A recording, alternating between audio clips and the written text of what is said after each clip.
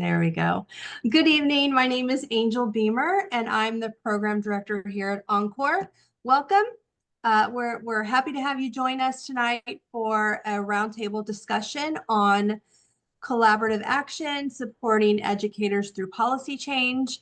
We have an exceptional panel of educational thought leaders that we will hear from. And our moderator this evening is Encore's Executive Director, Dr. Amy Hee Kim. And so I'm going to go ahead and pass the virtual mic over to Amy. Thank you, Angel. Sure. Thank you everyone for joining, and thanks for everyone being here. I just want to kind of start off by just kind of talking about why we're here. Ooh. Sorry. It's okay. I'll fix it. Okay. I was like, what happened there? There's been so many changes in our education ecosystem on many levels in recent months. And I'm sad that we even have to have this call, but we wanted to have an honest conversation to bring in people from diverse perspective and diverse backgrounds, so that we can have an honest conversation about what it's like today and like what should we anticipate. But also, I really want to emphasize that we want to leave this meeting with some hope and hopeful stories. I want to hear about students who are still persisting and through the challenges. We want to hear about educators who are doing really good work on the ground. So really, I want to make sure that we leave here with a positive and thinking about how we can also make change. Many of our audience members are currently teachers or administrators or STEM professionals who are exploring becoming a teacher. So, you all have submitted really great questions, and I've tried to incorporate them into the questions that we're going to ask the panelists. But if there's anything else that comes up, please ask in the chat, and we'll try to incorporate them as we go. So I wanted to start off by just giving each of you all a chance to introduce yourself. Tell us who you are, where you're from, what do you do, and also how you're involved in education. So we'll start with Alestra. Hello, everyone. Good evening. I'm Alestra Menendez, a San Francisco native. So glad to be here with all of you today. I started my career actually as a classroom teacher on the island of Molokai, which is one of the Hawaiian islands. My students were predominantly native Hawaiian, and I worked in a Hawaiian immersion school. But I do have a B-clad credential from the state of California, so I am also a bilingual Spanish-English educator. I have worked in curriculum design at the Lawrence Hall of Science, part of UC Berkeley. We wrote a national science curriculum, but currently I'm working with Amplify. Maybe some of you are familiar with the publisher. I go around the country and I support educators with literacy, science instruction, and biliteracy instruction. So thank you for having me. Dan, do you want to go next? Sure. Hello, my name is Dan Chang. I am a middle school math teacher, pre-algebra and algebra. I'm an Encore Fellow. So my story is grew up in California, in Southern California. When I was in 8th grade, I watched Stand and Deliver. And for whatever reason, I knew right then and there, I actually wanted to be an urban math teacher. And then I spent the next 25 years of my life avoiding that. So I worked in finance and high tech in the Bay Area right out of college, and then moved back down to LA to get married, and decided to get involved in education. And I didn't have the guts to really get into the classroom right then and there. So I worked opening charter schools for Green Dot Public Schools, college prep high schools in high need parts of LA. Then tried my hand at a little bit of philanthropy.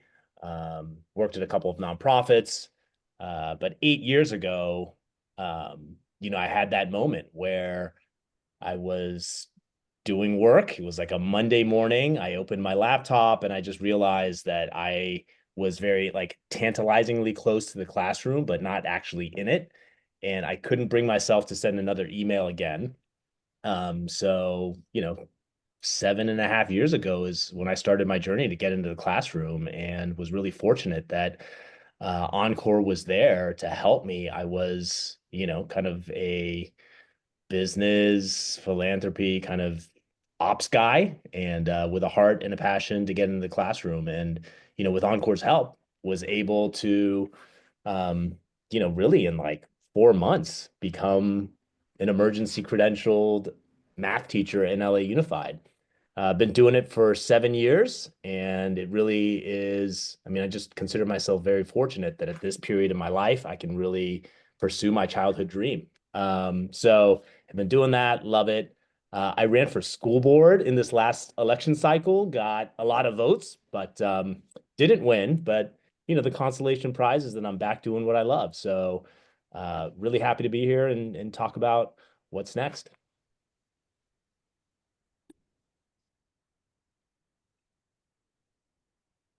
Sheldon, you want to go next? Hey everyone, I'm Sheldon Akins. I am in Phoenix, Arizona. Just recently relocated here from Idaho. I am the founder and CEO of the Lead and Equity Center. Started off as a history teacher, so I'm a non-STEM. So be gentle on me. I really always liked history ever since, I would say 12th grade is the year I knew I was going to be a history teacher. I knew I was going to go into education. Had a really cool teacher, Mr. Fielder. He could just tell a story, and I mean, you just captivates you, and you just knew like almost as if you were there, right? In the event that was happening. I said, I want to do that. I want to be able to tell stories. I want to be able to coach basketball because he was my basketball coach. I was going to go to the NBA one day, but I decided to let LeBron take care of that for me. So I passed up on that opportunity with my 5'7" self and decided that I'm going to just go into education. And so that's what I started off doing, and eventually became a school administrator, and moved my way up into higher ed for a brief moment, and thought that that's probably the way I wanted to go, professor side of things.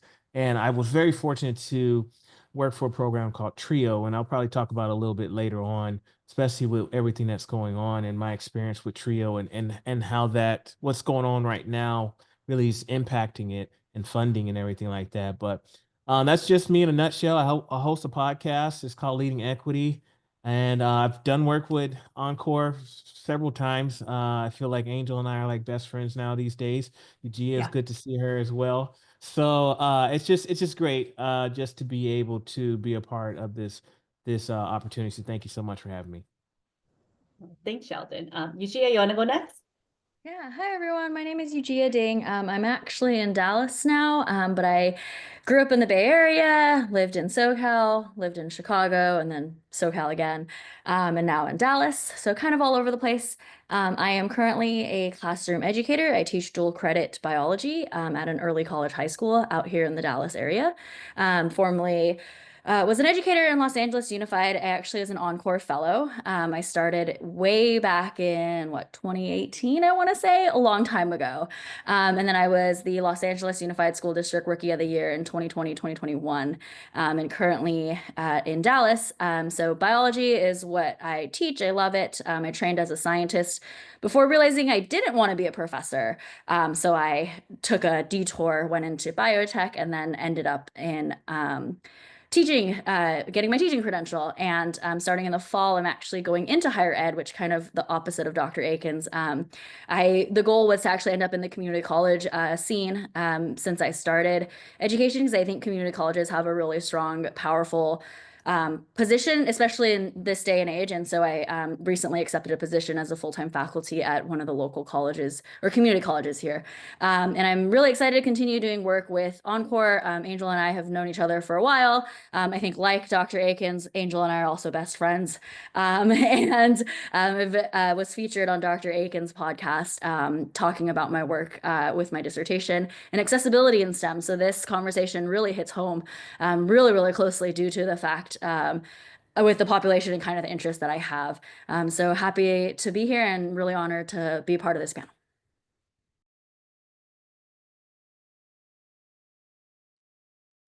Thank you, everyone. And I like that how we're all connected, and I like how everybody's fighting to be Angel's best friend. So that's always fun. I'm going to start off, and I'm going to ask you all some questions. I would love for each of you to take a turn to answer, or and I am going to ask the first question is big, and it's going to be two parts, which is what changes from the Department of Education concerns you the most today? And the second part of that is what brings you hope despite that that concern? And anybody can chime in. We're gonna have a casual conversation. So I'll start with a couple of things. First, amidst like everything that's happening, I think one thing that's just sort of caught my eye is the new administration's support for vouchers. I think a push for vouchers nationwide as part of one of the executive orders. The state of Texas is now has $1 billion voucher program, and the combination of the federal government and big states like Texas enacting programs like vouchers, I really do believe can fundamentally just, it is just one of the pillars upon which our democracy and our country rests, and it's going to shake our, foundation to its core if it continues and grows. So, that to me is just one area, again, amidst the sea of changes that are happening, where I am, that's where my eye is. It's just part of like I said, a raft of disheartening events that have just, occurred in our country in the last 6 months. Anyone else? What are you hopeful for, Dan? The second part, yeah. Yeah, the second part. I think like what really makes me hopeful, obviously, like I being in the classroom and seeing students every day, right? They, as much as there is this existential macro angst that a lot of adults feel, kids are just kids, and they're wondering if I'm going to bring donuts to class tomorrow, and there's still the wonder and the joy of every day being kind of new. And to see it just keeps you very grounded when the needs are so much more immediate in your classroom. So I just count my lucky stars that I get that on a daily basis. And, part of the reason why I love 8th grade is, the students are not jaded. I mean, everything is still just kind of fresh, and everything could be kind of interesting. So I really carry and draft off the 8th grade energy as much as possible to keep myself mentally balanced these days. Well, I like 8th grade for a different reason. The kids usually aren't taller than me in 8th grade, so that's always been my niche. For me, I think I mentioned earlier in my introduction, I worked for Trio Educational Talent Search. I was associate director. We had 2 grants.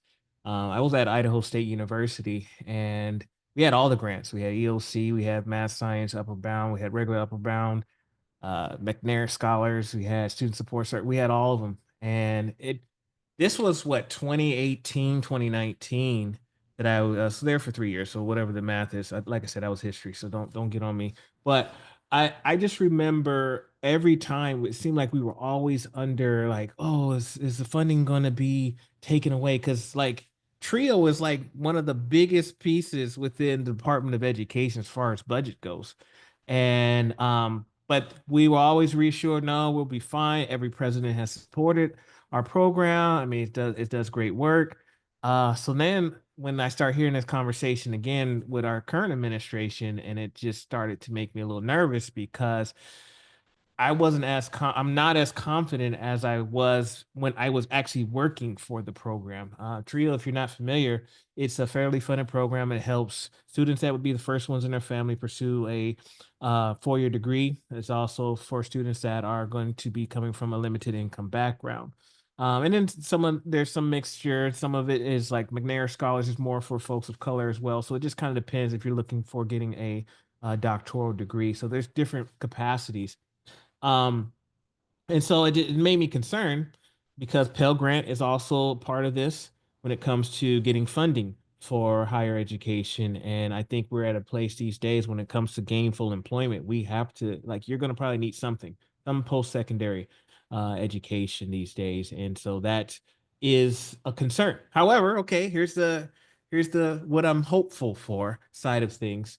I think at the end of the day, there's just so many hoops and hurdles that has to happen. And, when it comes to our nation's constitution, checks and balances, I'm hopeful that Congress is not going to allow for the demolishing or dismantling is the word I'm looking for of the Department of Education. I think at the end of the day, this is not going to happen because it's just so much that would have to happen in order for it to go away.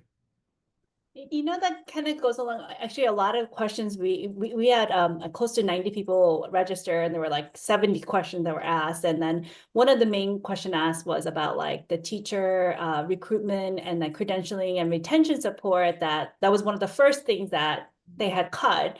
But it is in litigation, and like thank you for our judiciary arm of the U.S. government. It's doing its job. So I do feel a little bit of hope there. Alessia, would you like to go next? Yes, and it's going to be, I guess, on a little bit different sort of pathway that I'm going to be talking about what I'm sort of discouraged and hopeful about. So in my role, I work with educators supporting multilingual learners in their classrooms. And I mean, I think so much of the messaging can be very damaging and hurtful to children. We talk about this beautiful multicultural nation that we live in, having English is our official language. I mean, what message does that send out, to our children who speak Ukrainian or Tagalog or Spanish? And so, I think that it just sort of like these yucky sort of feelings. Also, children who are undocumented and the absenteeism that, we're seeing all across the country. Children just aren't, are afraid to go to school. And their families are afraid to send them to school. Those are the things that have been breaking my heart. And and I could go on, and I know that we're all kind of aware of the issues impacting, immigrant children or children who speak a language other than English in the home. But what makes me hopeful is the work that I do. Is I work with educators all over the country who will not be deterred from their mission, and they are, they're rolling up their sleeves. It reminds me of COVID. I remember supporting teachers during COVID, and we said, oh, we're all going to go to virtual learning. And teachers had never used Google Meet, they'd never used Zoom. And they was, okay, we're going to figure this out.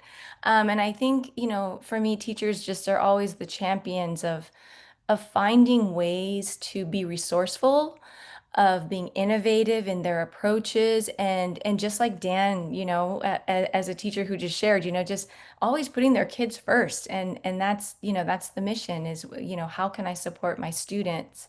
And so just what I've seen is sort of an uptick in celebrations of multiculturalism and multiple languages in the teachers that I work with, and I just celebrate that. Eugenia?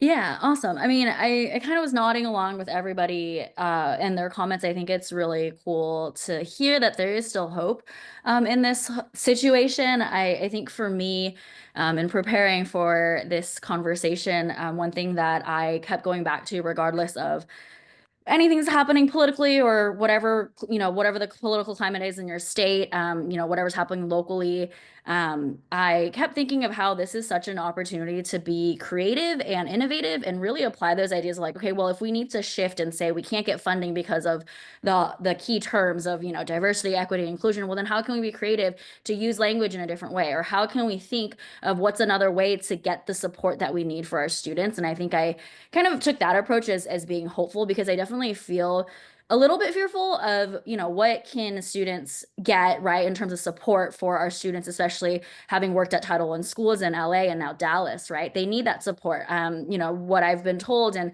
what I understand is even Title I funding is being cut from the campus I'm at now, right? So what does that mean? Well, we can't have funding for after school tutoring. And so if our students can't get after school tutoring, well, then what happens there, right? It's already hard enough as an educator, as a lot of us on this call know, right? Staying after work or extra duty, like it's always a nice incentive to have. And sometimes it is tricky to stay after school. So how do we be creative? How do we innovate? How do we figure out where do we get those different funds, or how do we use what we have more creatively to ensure that we're maximizing every penny that we get to support our students and to make sure nobody falls through the cracks. So I think that's where I remain, and I kind of keep that mindset regardless of what's happening around me. Otherwise, I might actually curl up in a ball and just be like, okay, like I can't do anything about it. Because it is really easy to get defeated, right? I think all of us know how easy it can be to be like, okay, we're gonna curl up and white flag. But definitely, I think I see this as an opportunity as a whole community of educators to be creative and innovative and really say, where do we go from here? And kind of just to finish this remark, I've seen that already with the work that I do with the Smithsonian Science Education Center. They've shown the pivots really quickly because of their role and their connection to the Department of Ed. But just seeing how quickly they did it, I was like, okay, like we'll be okay. So Yeah. We're thankful for the educators who are on the ground, every single day. It's a lot, I wanted to talk a little briefly about, and I think you all touched on it a little bit with the Title I funding and the disability. I think there's been like some pretty big attack on the most vulnerable groups that we serve, right? Like, English learners, for example. Like, I think those are, and I just wanted to kind of check in with each of you and kind of see if you've seen any of this directly impact your students or your schools or the districts that you belong to. And also I was wondering if you all had any kind of like tips or like suggestions or advice for educators on the ground, but also to school leaders on how they can better protect these students.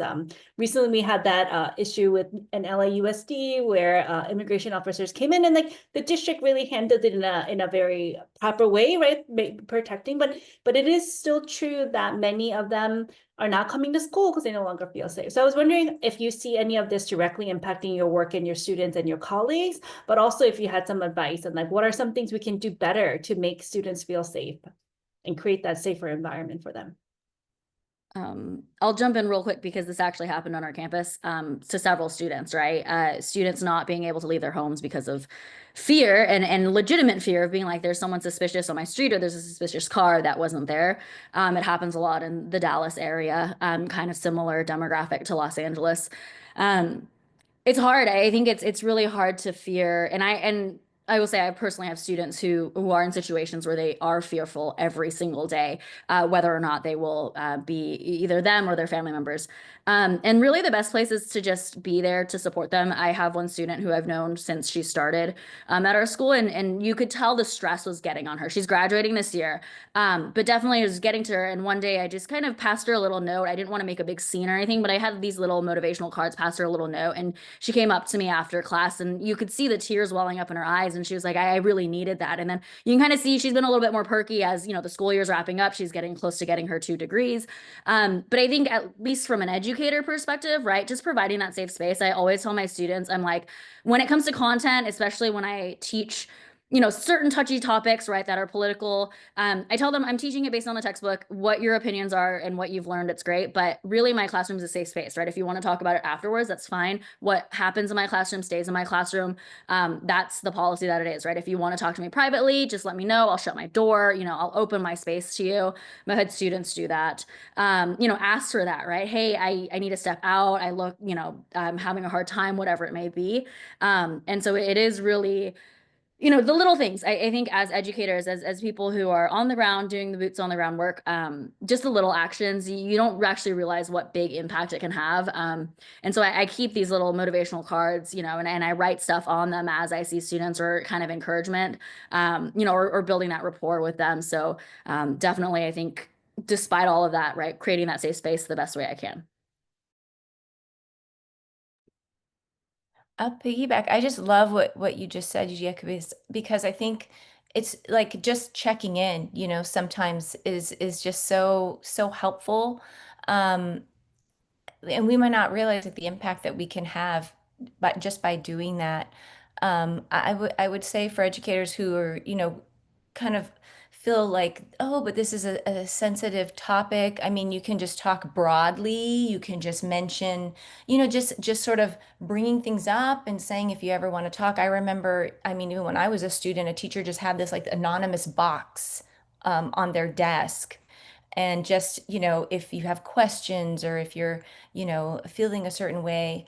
I also think just bringing stories in too for students so that a lot of times I think students feel like they're the only one. I'm the only one in the entire school whose parents, are worried. And just bring in that this is something that's happening to a lot of families, to a lot of children, in a lot of classrooms, can be really just comforting. But I commend, I just love what you said about how you helped that child, just passing that little note. I would add that, yeah, and I agree with what Dr. Dean was saying as well. Just that kind of leads me to my point, because I was kind of thinking about like what have I seen currently, and a lot of times people have reached out to me as far as just kind of getting some language on what to say. I think a lot of folks, a lot of educators in the capacity of folks that I work with, their best intentions and like I know math, I know science. I don't necessarily know advocacy or like anything outside of the content. Yeah, I could develop relationships and things, but how do I advocate on behalf, or what are some conversations that I could say?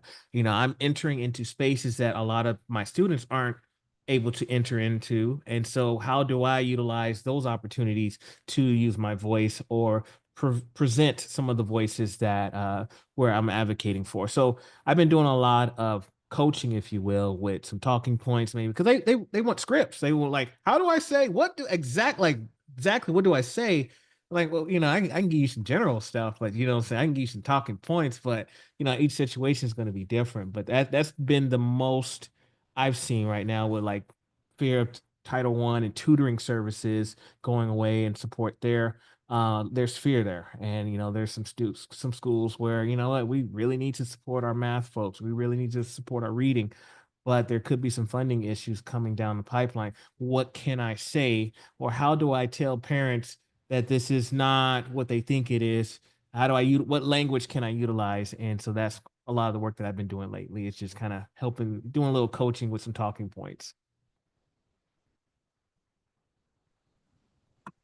I think you kind of transitioned me into the next kind of there, Sheldon, automatically, which is, I think a lot of, and I tell my team this all the time. Sometimes I'm really stuck in the outreach portion where I feel like I am numb from like, like everyday news. It seems like every single day.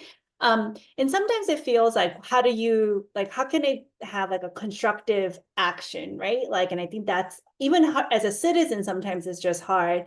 I recently took my daughter to her first protest. I have a 7-year-old daughter, and I think and I took her to her first protest, like explained a lot of things, but I was wondering if you had suggestions on concrete steps that our educators can take, our volunteers can take. We have a lot of tutors here who work with a lot of students in LA, in underserved communities in LA. Like, what are some things that we can do? Like, should we be calling all our Congress people? Like what are some concrete things you all feel like it's a productive thing that we can do? I mean, I'll just jump. I think Yuji has said, like, first and foremost, just being there and listening. I think one of the things that's actually been very hopeful and heartening is, I feel in LA Unified, we've had an all of district response to the, sort of crisis around immigration. And it like, LA Unified, they don't really message teachers a ton with very specific things. But in this case, I mean, I feel from like the superintendent to the administration to the union, the messaging around what a federal agent can do on a school site and what the protocol should be for a school site if a federal agent actually approaches was like sort of repeated and uniform. And like as you mentioned before, Amy, like it actually worked. Like principals knew exactly what to do. And I think the rationale also for why it is the right thing to do, beyond just sort of your emotional attachment to the issue, but just, hey, if a federal agent comes, there are plenty of places that they can have a conversation or talk to a person about whatever it is they want. You don't have to do it at a school site. Like that's just harmful and cruel, which is, sort of the pattern of the administration. So that messaging was really helpful. And then just to bring it down to something like very concrete, UTLA had printed posters and advocacy cards that are like, business card size that like you can hand out to your student, you can hand out to a parent. And when those moments, present themselves, fully informing a person of their rights in this country, irrespective of their citizenship status, like that is helpful and something that, I feel equipped and, it's like we have the cards, like we have the posters. And again, it feels good to have not just the material support, but again, like it's an all of district effort. And it feels very holistic. I like the consistency piece, especially. I think that's helpful to have in like top every level of the administration. Yeah, that's kind of like what I was saying before, as far as giving, talking points. The other piece that I made me think of is letting folks know, like, you're not alone. A lot of times people think I'm the lone wolf and no one else. It's just me, and I can guarantee you, you're not the only one. You might be thinking this, and someone else is thinking down the hallway, thinking the exact same thing. It's just me. So, but then we're in a space where, like, I don't know, should I say something? Should I start the conversations up and be in trouble politically with the school or lose my job? I got bills to pay. So I think one of the pieces, again, realizing that you're not alone in this space, and it may be just a conversation or just little nuggets that you drop, breadcrumbs, if you will, and you can find like-minded folks on your campus. But then there's also, of course, we live in an age of digital age of social media, and tapping into organizations on a broader scale are some ways that you can get some advocacy support. I love the ideas of giving those cards out. I've seen those before, and I think those are helpful. And students see it as well, and they feel reassured that their teachers, staff, whoever is going to support them. And I think those little things go a long way as well. I would love to have like Alestra and UGL. So maybe talk a little bit specifically about like English learners and also like what are some things we can do specifically for them and also students with disability. And there's actually a comment right now in the thing about from Shani talking about that their school has a larger LGBTQ population. So like I think these are kind of like the three most disenfranchised population right now with this current administration. I would love to kind of pick your brains about like what have you seen work, or like what are some things that you wish we all can be a part of more, Yeah, I've seen some really just amazing demonstrations of inclusivity, where all are welcome here. I know that there's a lot of fear around, if we are outwardly or explicitly DEI, we're not going to have funding or we're going to get in trouble. But I have to say I have seen a lot of resistance to that. Um, Again, with messages of inclusivity. And so I mean I think that takes a lot of courage, but I've seen a lot of courageous educators and school leaders, which is really heartening. About so it's always been a challenge, in any administration, to be able to connect with families of children who speak languages other than English in the home. But we are in such a wonderful age of technology. My favorite translation tool is DeepL, DEEPL.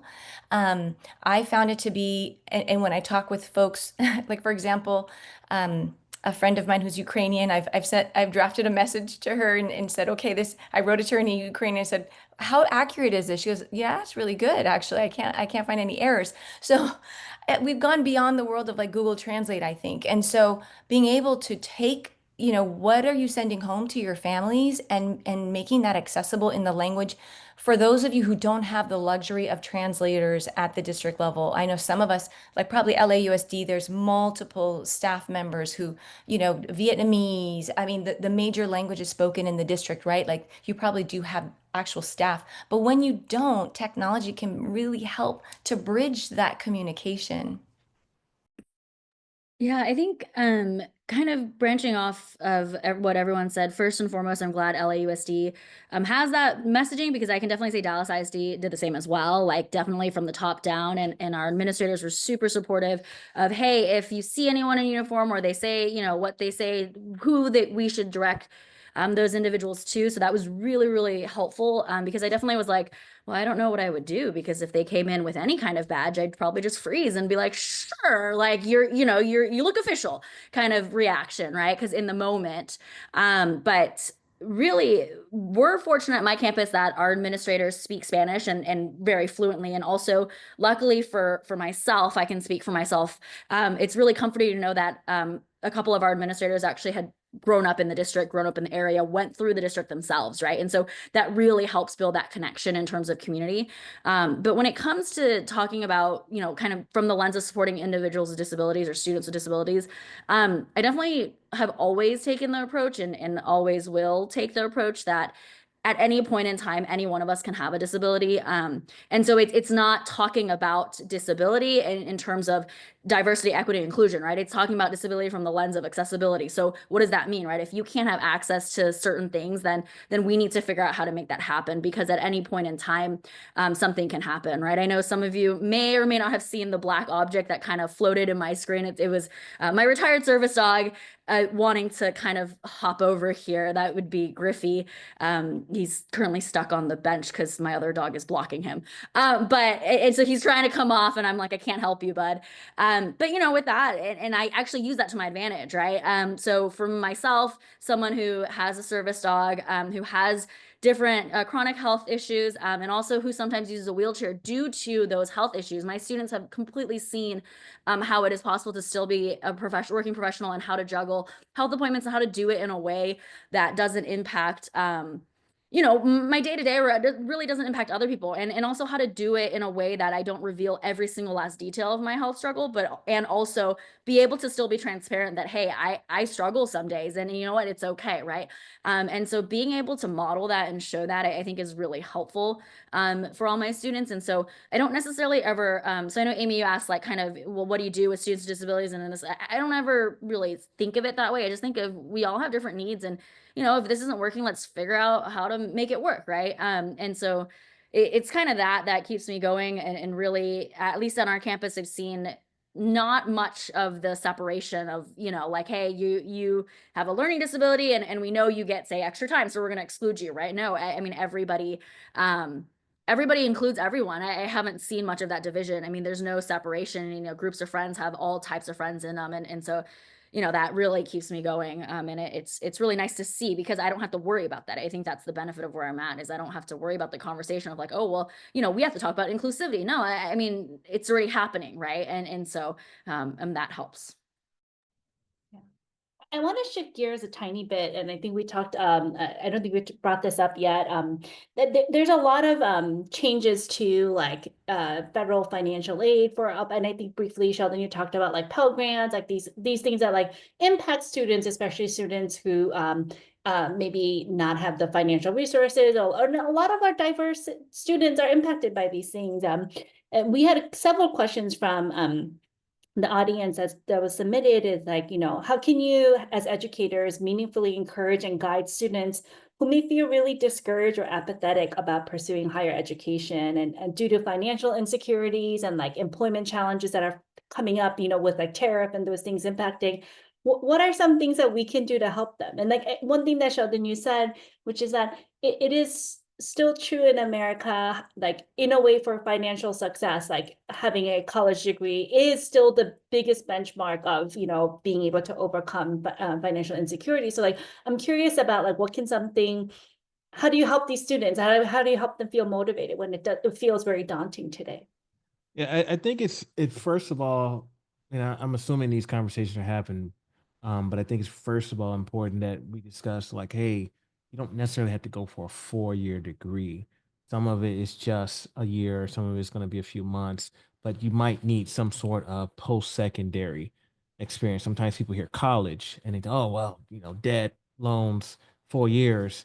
And in a lot of our schools, I mean, if you're fortunate enough, you might have an opportunity to get some of those college classes knocked out before you even get done with high school. So I think those conversations need to start off first, to make it a little bit more attainable in some people's minds, especially if you're going to be the first one in your family to pursue any sort of post-secondary experience. And then starting with the what are you interested in? Maybe it's a CTE program that you can go into, as opposed to, again, going for a 4-year degree. I mean, nowadays, 4-year degrees aren't always a promise that you're going to make more money. So those conversations, I think, need to start off first, to kind of get that idea that no, you can go, you can do it, you can do it. It's possible. So. You know, what's interesting was there is this science education nonprofit. They gather all of us every month or so to kind of like help us prepare for the fight we're in. One thing they were saying is don't use get students career ready, because I think not every job is a career necessarily in like the elitist kind of point of view. Sometimes it's just getting a job, being in the workforce, and I think language like that also does impact. So like that's great advice.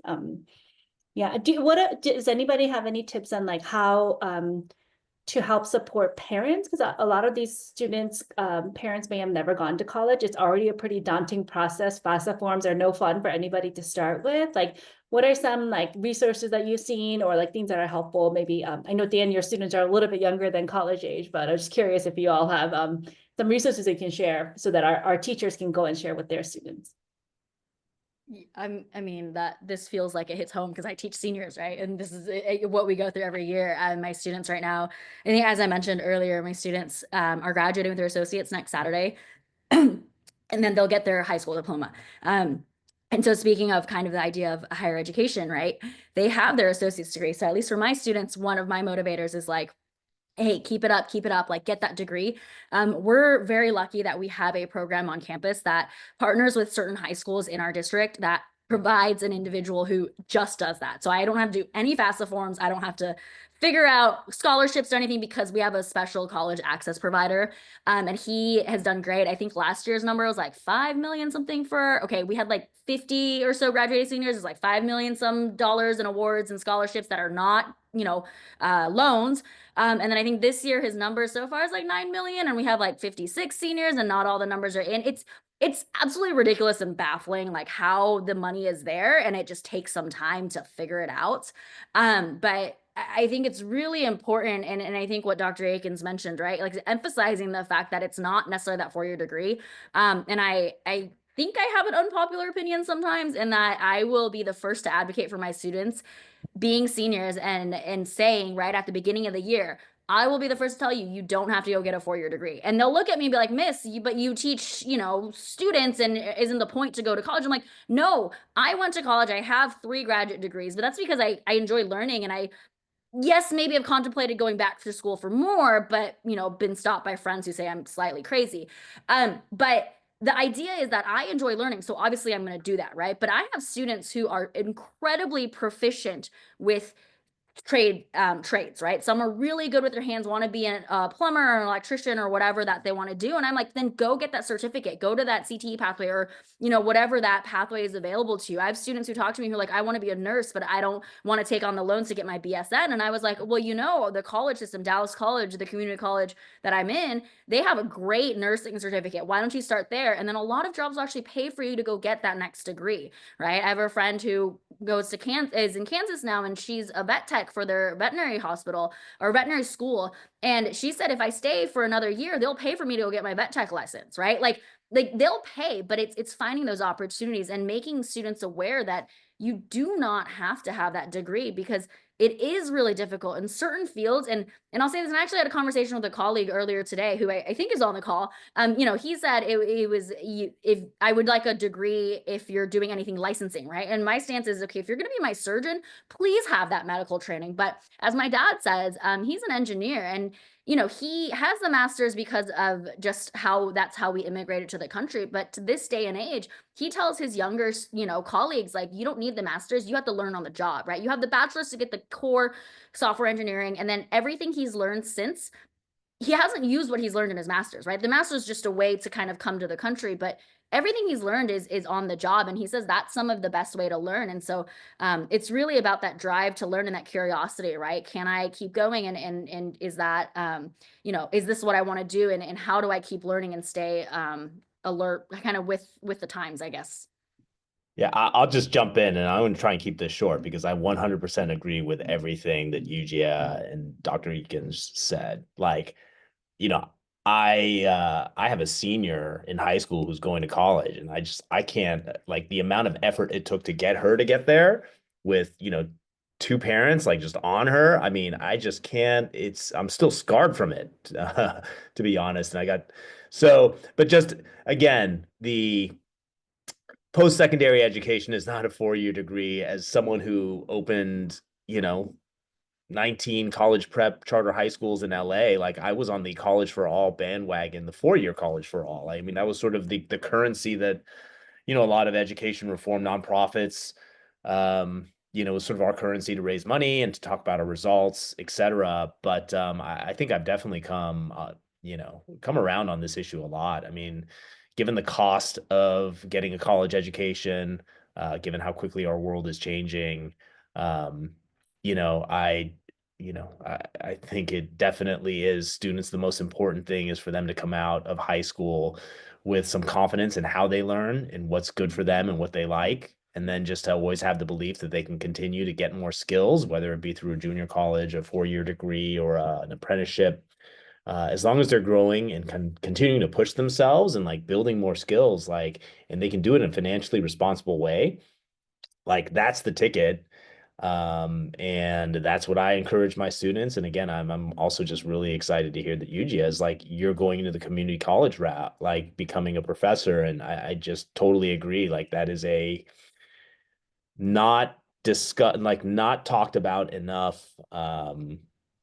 just part of our post-secondary structure that really it could be a huge lever for so many people in our country. So completely agree. There should be, students really and educators, like we have to educate our students and kind of talk about all the options and helping kids find the right fit for them for where they are at that moment. So just really love where this conversation has headed. I always found it interesting that we let 17-year-olds who are graduating high school to make these $100,000 large financial decisions when they don't even understand compound interest rate. Like how are they making these decisions? But I do think one thing I was like somebody was I was trying to look into a little bit about like what's happening with our financial aid system. But at the end of the day, it is still, despite all the attacks on it, it is still one of the lowest interest rate methodology for students to pay for college. But also, I live in LA in California, where luckily community college is nearly free and like it is accessible to all students, which I think is sometimes it feels like a fortunate thing. But Alessia, I think you were going to add something. Well, just from the parent view, because you had asked also like how can we inform parents, and I have to say I find this very refreshing as well, that everyone sort of has just we're very aligned. It seems that post-secondary is something where children can feel that they can do something meaningful. Doesn't necessarily mean to be 4-year. It could be 2-year. It could be something different. It could be trade school. It could be, internships. I saw somebody put in the chat.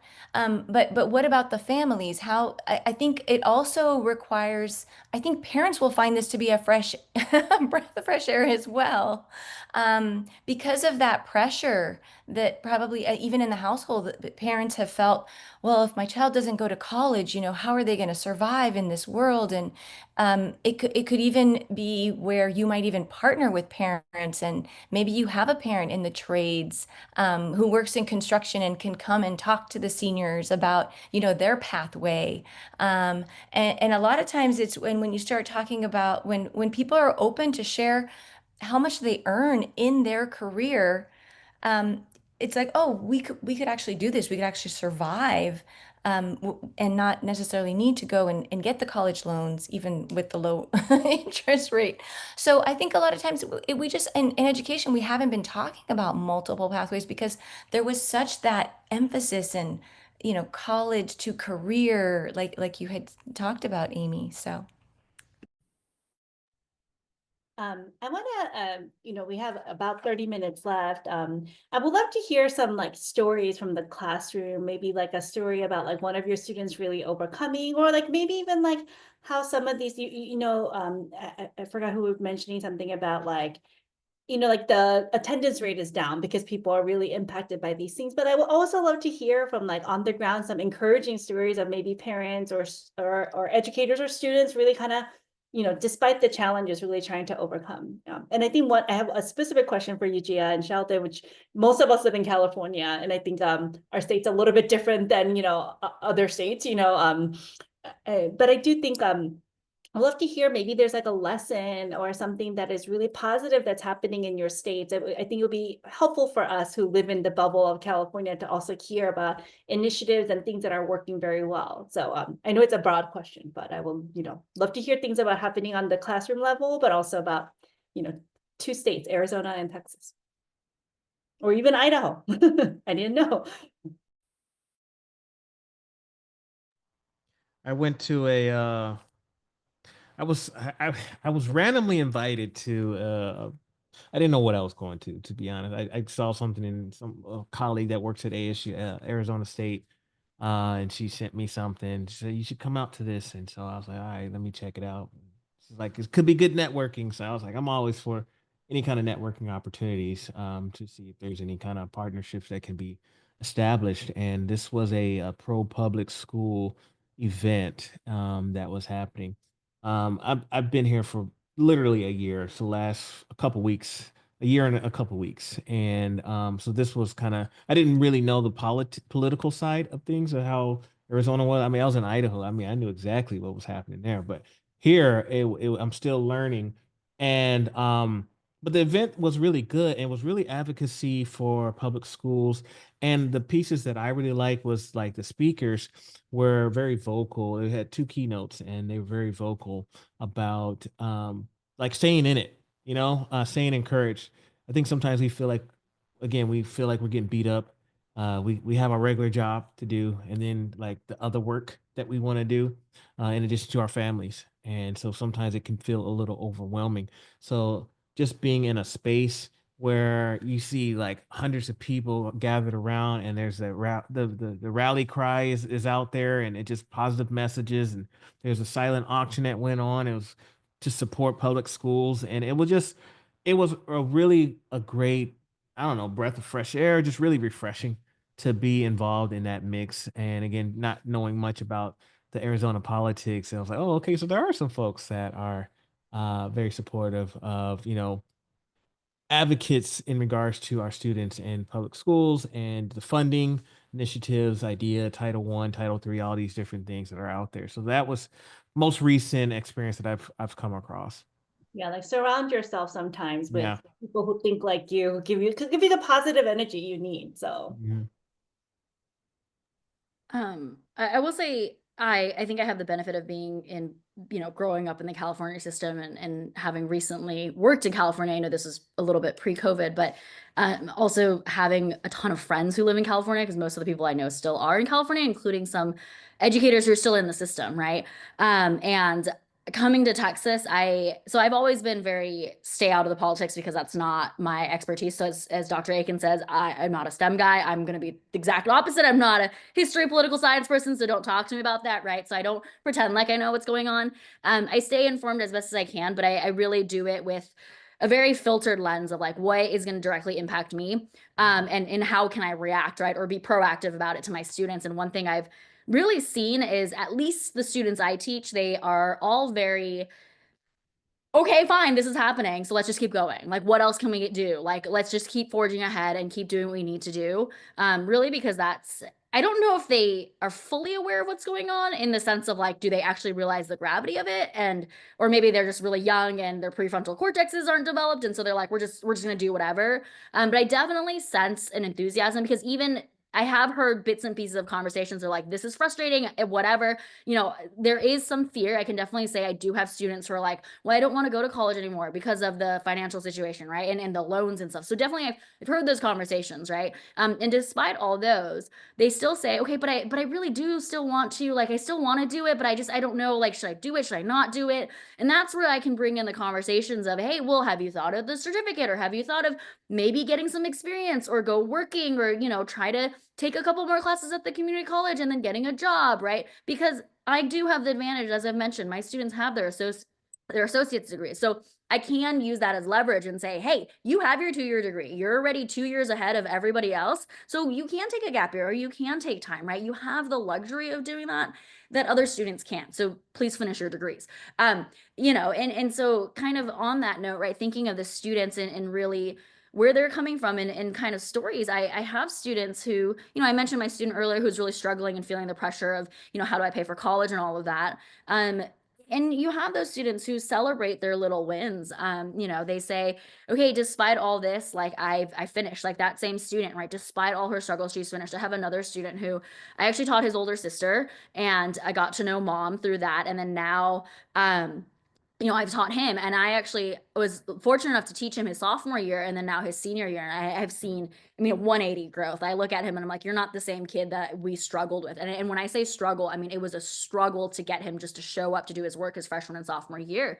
And I look at that, and he is so motivated to get it done and really go off to this next step, because he realizes how big of a deal it is, not only just for him, but for his parents. And I also have students who realize, like, I have actually one student, great student, super hilarious, wants to go into business. And he's like, I just want to go work. Like, why do I need to go to college? Things like that. And he's like, it's because my mom wants me to, right? He recognizes the importance that his mom didn't get her degree. So he needs to go get that degree because he does see the value in that. And then he also wants to, you know, make his parents proud. And I think it's the little stories like that where you're like, okay, I'm going to keep going, because they do understand it. But I want to say, at least from the perspective of Texas, I know colleagues are very scared of the voucher system. However, I want to believe that there's enough people who, you know, will still want to stay in the public education system, especially because there's a lot of strong public universities in Texas, especially in the Dallas area, that they want to keep,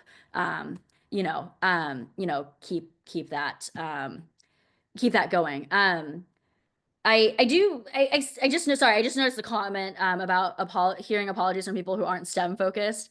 I will say, I do want to say, I think I say, like, I'm sorry about STEM, or, like, you know, maybe I'm not a STEM person. I think I say it jokingly and very casually, because I do want to emphasize that I tell every one of my students, STEM is not necessarily STEM. Actually, I think it's a research skill, and you do research in every single discipline. So it's not necessarily STEM. And I think STEM is very misleading.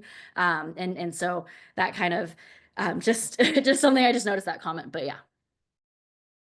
Yeah, and I think, like, the comment right before that talks a little bit about like, that's why the relationships that teachers build is so important, especially like early in the school year, that builds upon. So then, like, you know, like when these difficult conversations arise, like, you're able to have a trusting relationship already. Yeah, but I love the story of helping siblings in a way overcome theirs. Any other stories from from on the ground, maybe Dan or Alessia from the classrooms? Yeah, I'll say, like, I'm going to Oh, my first high school graduation from a student that I taught in 7th grade in about a month. And it's, you know, it just goes to show, like, as a teacher, you never, like, you kind of, you know, so you sow the seeds out there. You never know when they're going to grow and when they're going to come back. But you know, it's kind of feels a little full circle. That a student that I had in 7th grade, like 6.5 years ago, I totally remember him. He was very quiet, didn't really talk a lot. And I, you know, always tried to like bring him out of his shell a little bit. But I randomly get, like, 6 years later, get an email from him in my inbox. He's like, hey, Mr. Chang, like, I'm going to graduate. I'm going to college. I want to be a math teacher. And you're one of the people that really inspired me to, like, choose this route. He's like, will you come to my graduation? I'm like, I'm coming to your graduation. It's gonna be the best thing ever.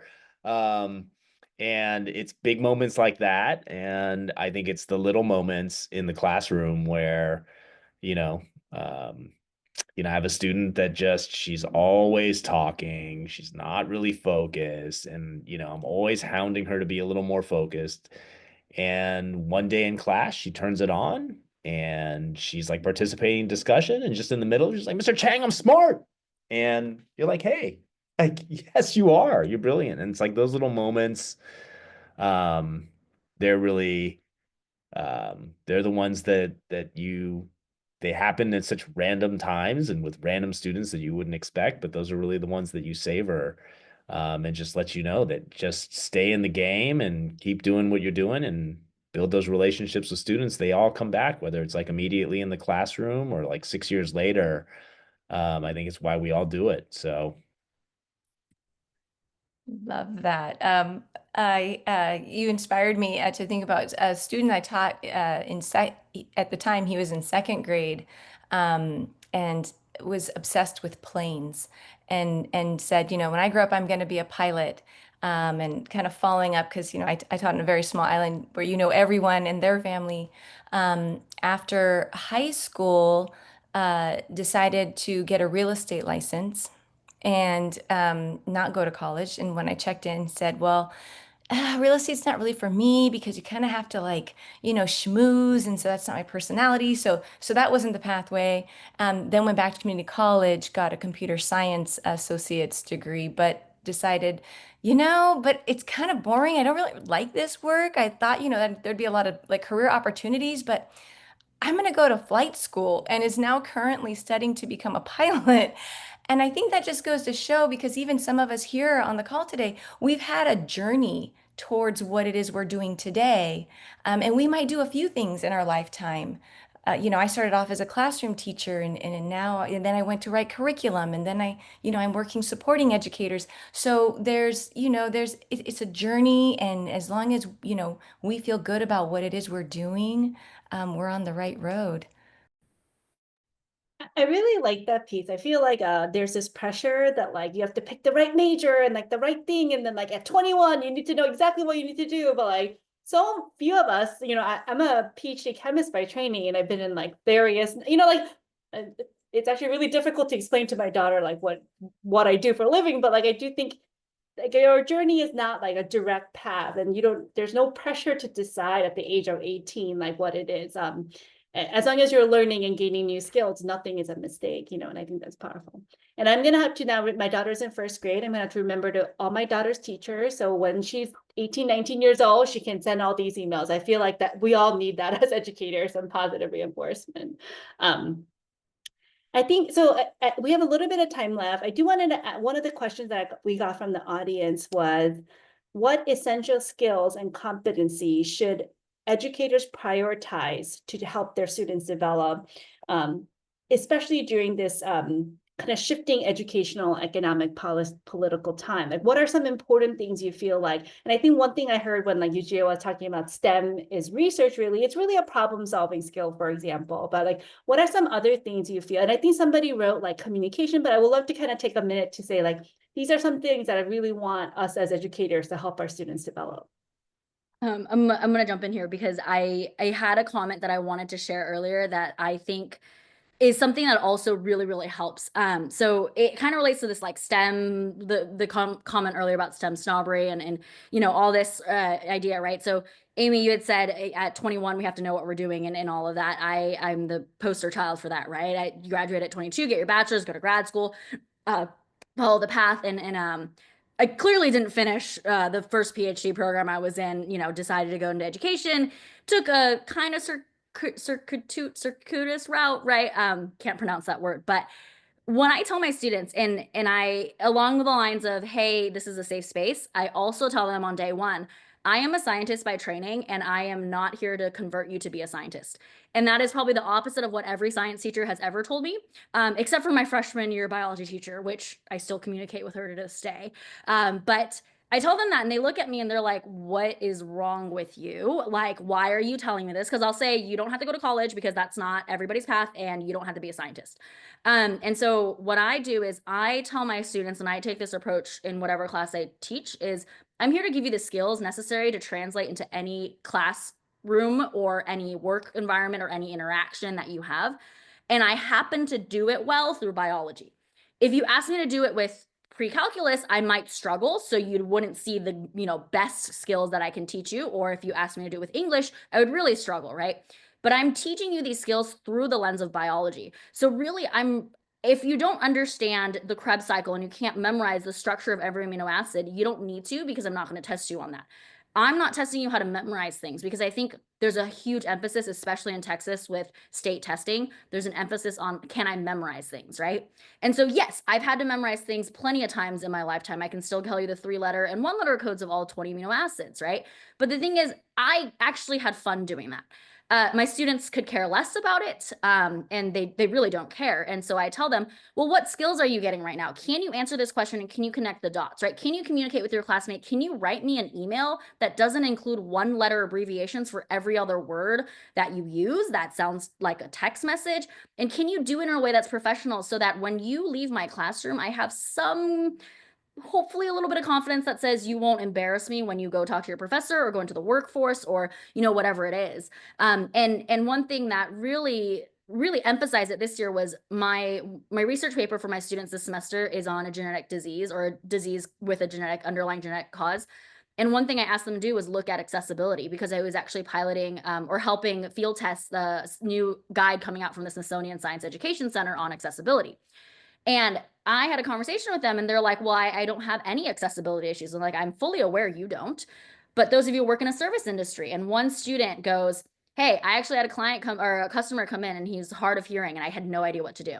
I was like, so what'd you do? And did you serve the person or the individual? And my student goes, yeah, I had a problem solve on the spot. And I was like, you just proved everything I've been trying to tell you this whole first semester, because I get them first and second semester. And I've had students tell me in different parts of conversations as the year is winding down, well, I've actually learned a lot about accessibility, or what to do around a service dog, or how to approach this, or how to have these conversations.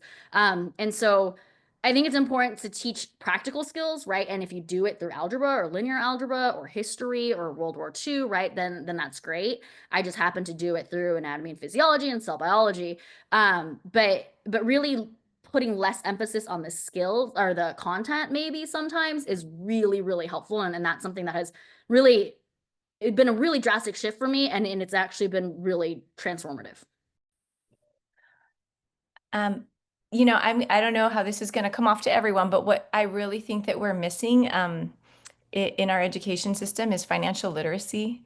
I feel like there are a lot of children. I mean, I'll never forget, being a freshman in college and someone saying, you could have this shiny plastic credit card and not knowing, what an APR was. So I feel like for anyone to be successful, they're going to need to know, how to file their taxes. What if, home ownership, or would it be better to rent in your area? These practical skills that a lot of times students are just out in the world, left to their own devices to adult, and we haven't prepared them for that. Totally agree. I mean, I unfortunately only teach compounding to my algebra students and not my pre-algebra students, but I might need to do that. And I'll just say I get the question, like, as a math teacher, I mean, I get this question all the time. It's like, why are we learning this? When am I going to do Pythagorean theorem, et cetera, et cetera? And, I think my answer to my students a lot of times comes back to what you just said. It's like, I'm teaching you to problem solve using numbers with a person next to you. Like, you're going to collaborate and build some social skills and solve a problem together and work with another person to do it. And when I describe a middle school classroom to my friends, I always just tell them, like, hey, when I was in high school, there were times where, like, the person right in front of me, like, I never said a word to that person. I just passed papers back and forth. And I see the same thing happening in my classroom. There's people, they sit right next to each other. If they're not friends, they will never talk to each other, never.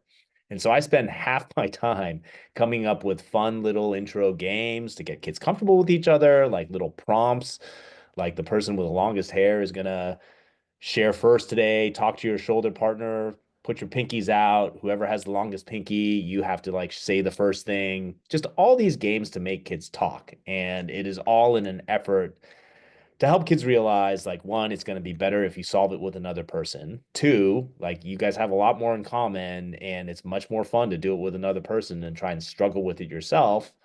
And three, like you bring something to the game. Like you may think the person next to you is really smart, etc. But you bring something to this as well, even if it's just starting the conversation. So getting kids to practice that day in, day out, every day in my classroom is just as important as, the content that I teach.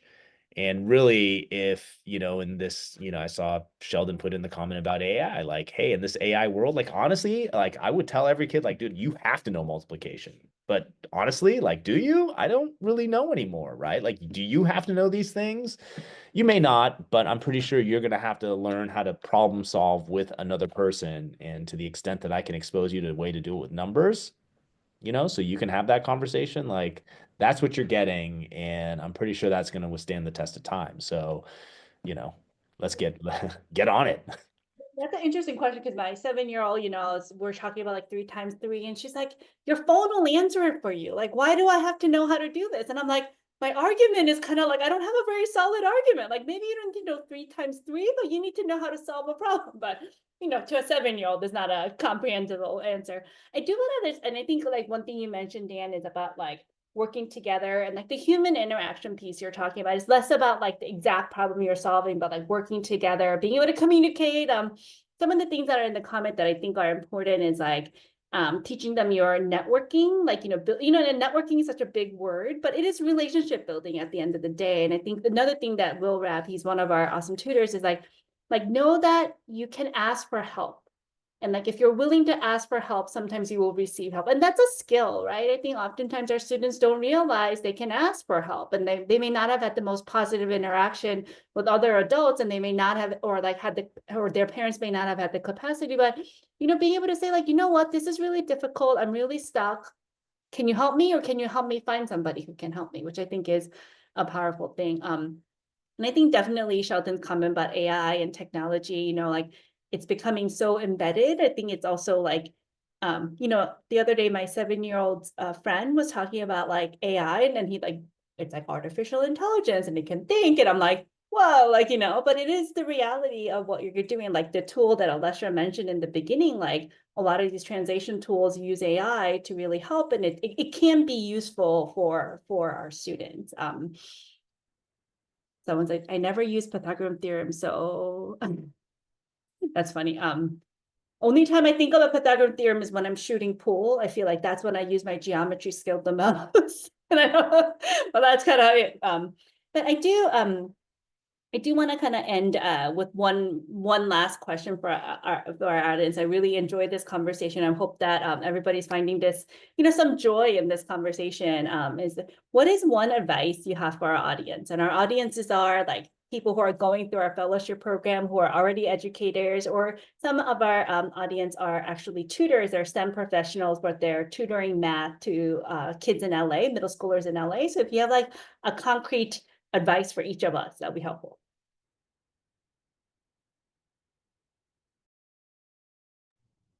I put that comment in there about AI because this whole conversation really reminded me of a conversation I had on an interview I had on my show. A gentleman had wrote a book about AI and kind of where things are going. And at the end of the day, it's here and it's not going anywhere. And I try to push back on it. I was trying to play a little devil's advocate because, there's, oh, you can't use it in school and these things.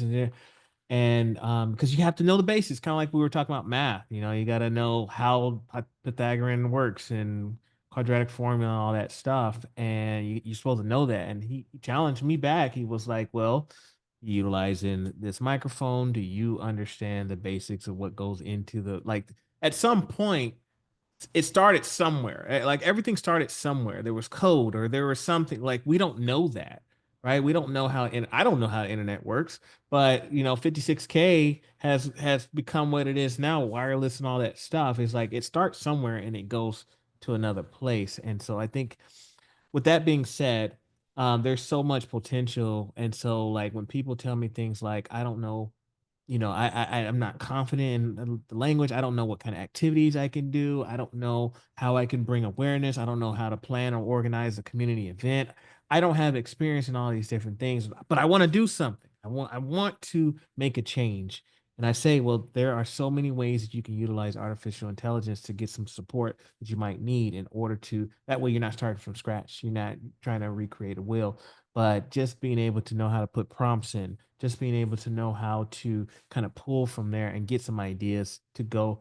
So that way there's, if you really want to make change, if you really want to do this work, if this is something that's really important, I hate to say it, but it's really no excuse at this point because there's so many different resources out there that can support you in in those goals. I'll just say one thing maybe is, finding ways to keep things like to keep renewing yourself while staying in the game, right? Like I've been in education for like 20 years, but I've been a teacher for 7. I was in the charter school world for 5. I was in philanthropy for 2 years. I did like 2 year stint in ed tech.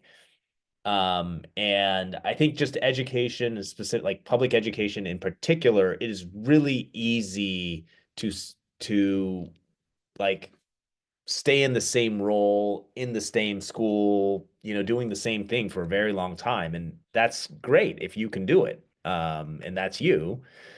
But just not being afraid to kind of find other places to get energy and find renewal. So that you're always just bringing your best self to the game. So this balance between like for us as a community, as a school, as a city, as a country to really make a like amazing public education system that we'd all be proud of. Like we just need more people to stay in the game for as long as they can. And then we need to keep finding like ways to just have some renewal and to find like new sources of energy and have like more pathways where you can kind of go in and out of different things while still being in education. I just think it's really important, and we just need all the best people in education, but the always feeling like you're growing, always feeling like there's a little bit of challenge in there so that you're really bringing the best of yourself.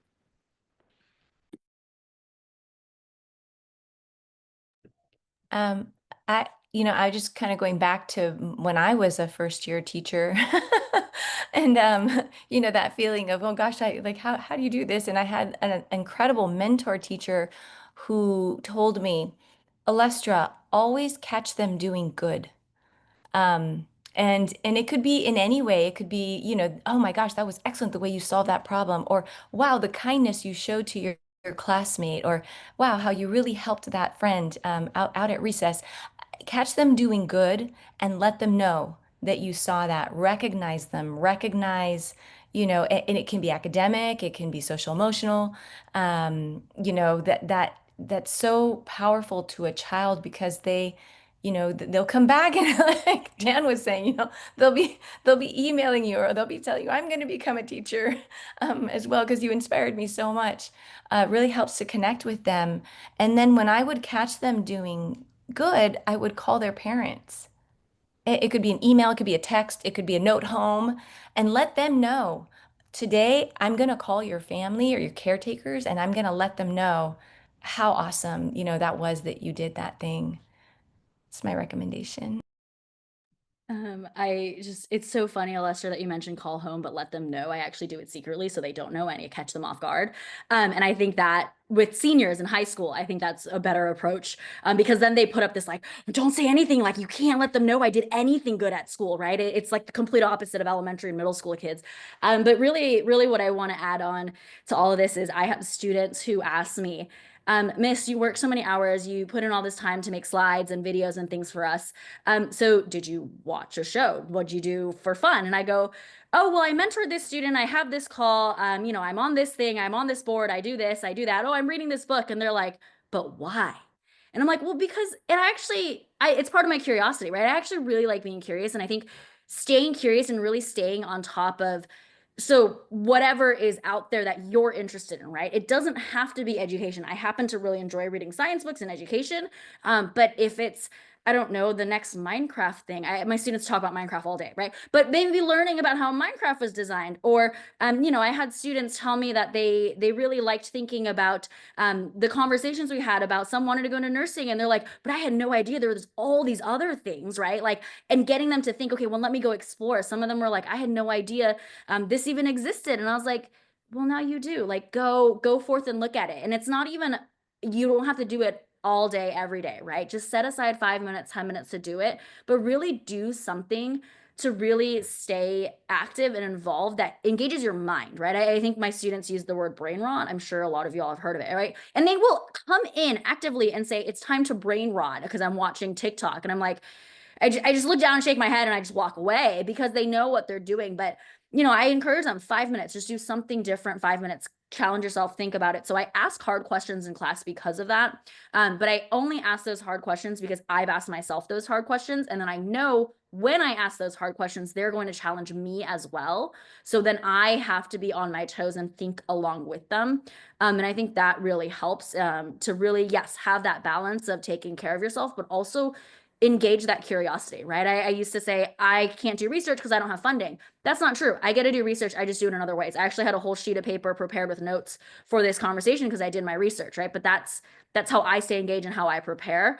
And I think that's really important for everybody to keep in mind, right? To stay engaged and really spark that curiosity. I'm a little worrisome that your students are still doing Minecraft because I feel like it's really big on my first graders' classrooms. This is like 12 years of Minecraft that I have to deal with. But but thank you so much. I really feel that despite the challenging times we live in, I think one thing I hear from you all is that like we will endure, and then the educators on the ground every day is fighting for our students, and there are a lot of helpful tips. Sheldon's like, embrace it. But I think one thing that I'm really leaving here with is that really at the end of the day, all of our educators on the ground are going to be fighting for our students and providing the best that we can. And I think also in a way, like maybe this kind of shift away from like the emphasis on four-year college and kind of like that elitist attitude we've had in education, some of that shift is also healthy for our students as well. So I feel hopeful. I feel less jaded at this moment than I did, before I got on this call. But and thank you everybody for joining. I know it's pretty late. We will be sending out an email with a short survey, and then if there's any other questions that came up that you haven't gotten answered, like feel free to email Angel or me or any of your program coordinators. We will make sure that we can send it to the panelists. But Survey just dropped in the chat. Yeah. Angel put a survey in if anybody can just get on there real quick. Yeah, but thank you so much. And, thank you for, it's really late for Yujia and Sheldon, but like, thank you. So we really appreciate it. Thank you so much. I'm on Pacific time. Oh, yeah, Arizona. Sorry. Just Yujia who's late. Yeah. And then she has to go teach tomorrow morning. We apologize. It's okay. It's also Teacher Appreciation Week. So I want to say thank you to all the educators who are joining us late. And then, educators on Dan and Yujia who are teaching, tomorrow morning. So thank you so much. Thank you, Thank everyone. you. Thank Take care. you. Bye. Bye.